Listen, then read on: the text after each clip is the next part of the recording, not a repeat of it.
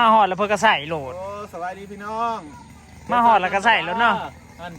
ขึ้นน้ำประแพร่สีเขียวนี่มาปู เห็นนานนี่อยากใส่แล้วเนาะขึ้นน้ำประแพร่สีเขียวนี่มาปูบ่ขึ้นบ้างฮะอันนี้ซิงสะว่าน้อยด้วยนี่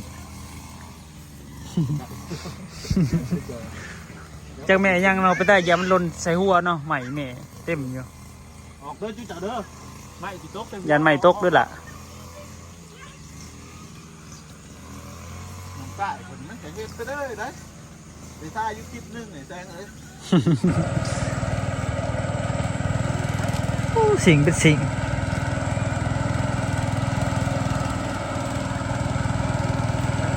เป็นสิ่ง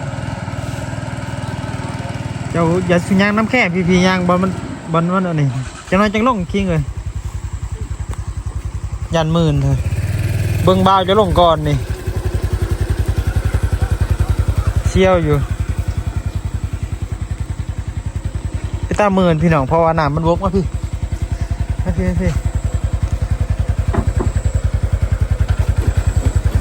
เชี่ยวอยู่เพราะว่าน้ำมันบกใหม่ๆพี่น้องและพื้นมันเปียกพื้นมันหมื่นยันมันผลาดหมื่น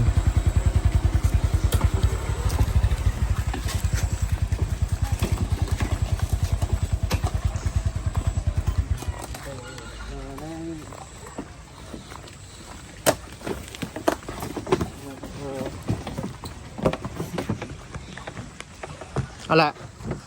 จำอะไร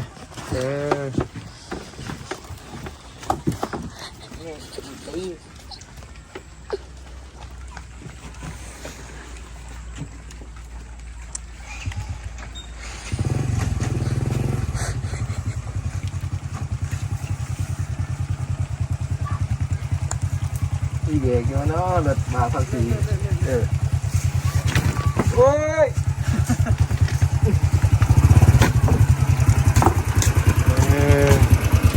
เชี่ยวดิมันมือมันเปียกสบายดีพี่น้องยันมันแรงเนาะพอกันอยู่แม่น้ำเซ่บ้านตะลางที่เก่าที่พากันข่าวเมื่อบ้านตะลางเนาะมื้อนี้เป็นวันเกิดน้องทรายสุขสวรรค์พี่น้องสุขอินดีเนาะวันที่5เดือน10บ่หรือเดือน11แล้วตอนนี้เดือน10ที่แม่นจะ10บ่10เนาะออกพรรษาหรือ11บ่ผม10เนาะวันที่5เดือน10พี่น้องเป็นวันเกิดน้องทรายเนาะน้องสุขเพิ่นมื้อนี้ปีนี้เพิ่นจัดอยู่บ้านพี่น้องวันนี้เมื่อจัดอยู่ปากซีเนาะแต่ละปีงานพากันเมื่อจัดอยู่ปากซีแต่ว่าปีนี้เพิ่นจัดอยู่บ้านเนาะก็เลยเอิ้นหมู่เอิ้นพวกมาหลายๆคนแต่บ่ฮู้ว่ามีไผแหน่มาคำแสงน่าจะมาก่อนหมู่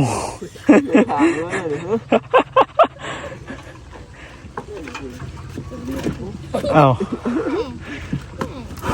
อย่าพาไอไลเลยฝ่าหลังฝนพี่น้องฝนตกงามดินเนาะเนาะเบิ่งมันลงฝนงามเลยวะฝนหากระเซ้าตกพี่น้องแดดมา 3-4 มื้อเลยแต่ว่ามื้อนี้มาตกแต่ว่าตกบ่แห้งปานใดดอกคำแสงมาคนเดียวพี่น้องน้องรัดบ่ทันได้น้องรัดมาดังๆเนาะเพราะว่าน้องรัดเพิ่นอยู่ปากซี่เพิ่นว่าสิมานำอันปกติเนาะพี่น้องกับหมู่แหละหมู่ก็อยู่ปากซี่กันนะสิออกมาหนีกันเนาะบ่ฮู้ว่าสิออกมาจากโมงนะสาวน้อยมากล่ะจังเพราะว่าเพิ่นว่าสิมาพร้อมกับซุกเขามาซื้อเครื่องอยู่ปากซี่มื้อประมาณตอนที่สวยตอนเช้ามื้อนี้นะสาวน้อยน่าจะมาก่อนไปพี่น้องขึ้นนี่เฮือนน้ำกันเนาะน้ำเสียยังลายอยู่อยู่บ้านจะใส่เบ็ดถึกแล้ววันนี้เมื่อบ้านโดนเลยมาลายมือเลยทิดกลัว2 ทิดแล้วปะ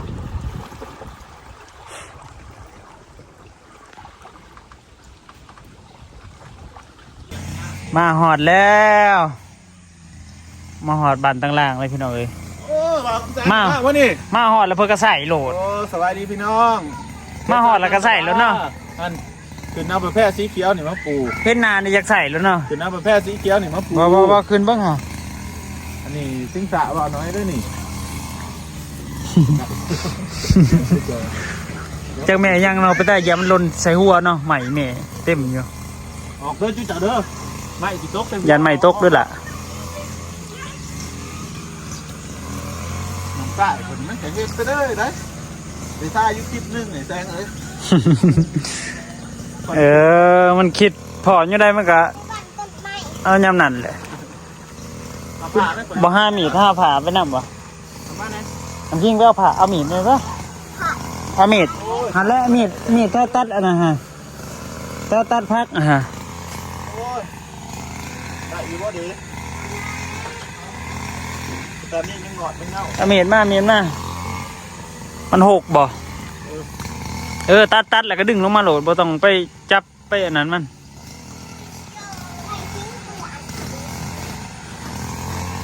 หากันมาห้องพี่น้องเอ้ย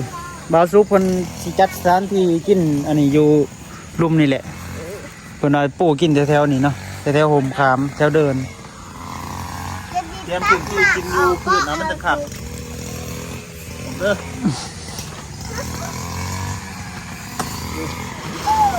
นอนอูเด้ โอ้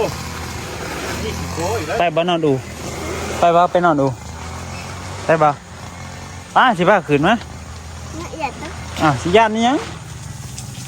อ้ายฝนตก มันเปียกอยู่สุก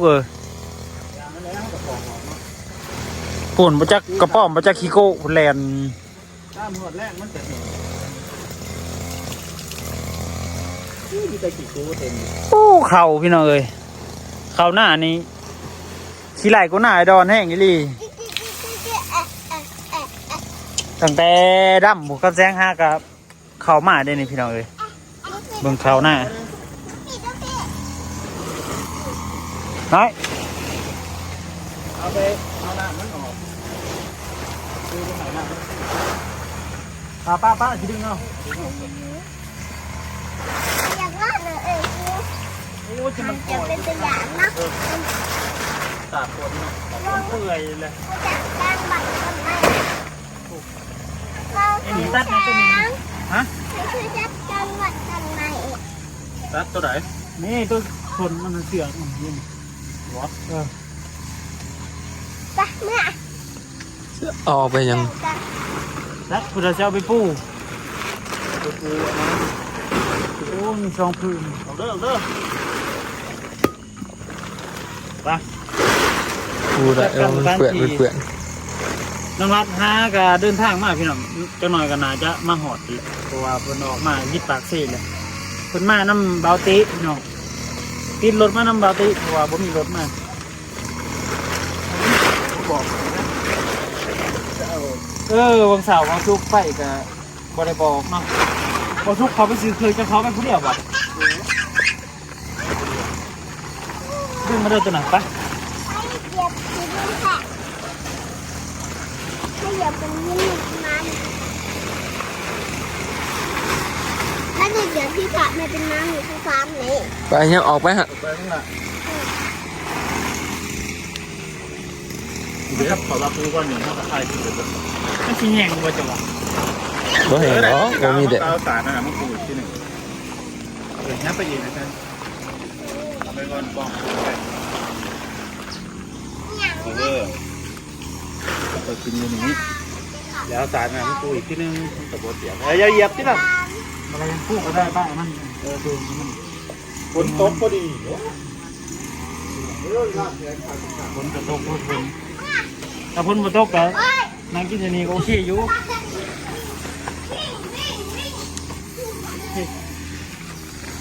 พ่อมาเดียว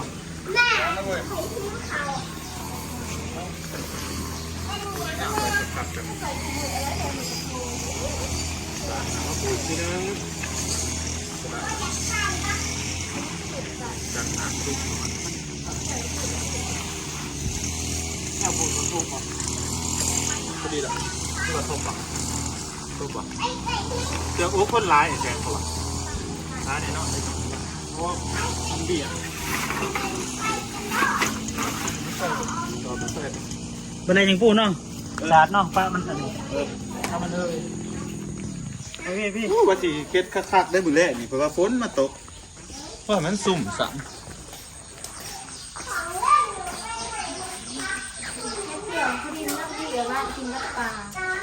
เบิ่งเช้าต่างล่าง เอามาอยู่บ่สบายดีพี่น้องบ่ได้ น้องปลากับน้องตีกับเอ๋วัน ก็เฮ็ดนะเจ้าว่านั่นแล้วมีเตาถ่านซื้อเอาเลยดิที่จริงกับพันกับอันนี้ก็ได้นะพันกับมันติดที่ไปเที่ยวอยากได้เดินหาเรียกน่ะ ของกินเฮาก็ตะแลงเฮาก็สิมีทั้งกุ้งแล้วก็ปลาแล้วก็หมูเนาะ3อย่างพี่น้องหลายเติบแล้วทั้งกุ้งทั้งปลา ปลาผัดมันผัดปลาบ่เฮ็ดผัดปลาบ่ เขากินพันธุ์นั่นแหละ พันหมูพันปลาพันปู กุ้งก็เขากินน้ำเฮ็ดส้มตำกินก็ได้เนาะ อยากให้ได้ไปเฮ็ด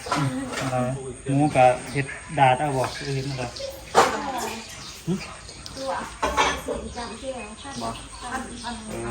ครัวพันนี่แหล้วคนกินเฮาบ่ทันมีไผมาดอกพี่น้องเอ้ยมากับคำเจงนี่แหละมา จักมุกนี่ 4 โมง5 โมงครับ ไว้ดีเนาะ อืม นี่แหละพี่น้องจัดเตรียมสถานที่เนาะให้มันแล้วตีแรงตะเว้นจนนายหมู่ครูมากะยังบ่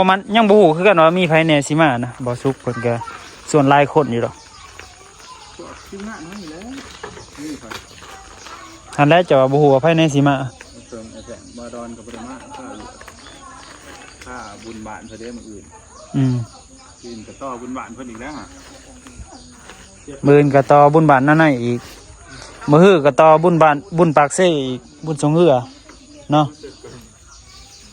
มื้ออื่นก็วันที่6มื้อฮื้อก็7 8ก็บุญสงเหืออันปากเซ่ต่อมื้ออื่นนี่บุญสงเหืออันบ้านนั่นน่ะบ้านไอดอนเนาะก็น่าจะต่อยาวเลยแหละจนวิทย์พุ่นแหละ สบายดีเด้อพี่น้อง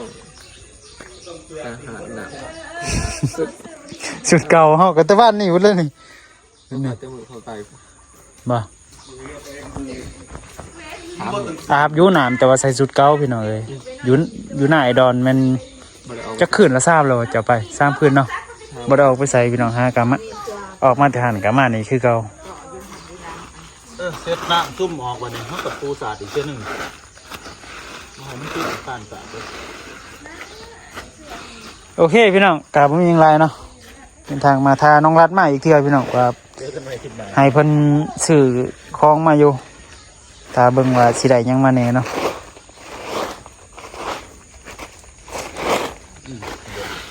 ก็อยู่ได้สะดวกสบายไม่ยุ่งไม่ยาก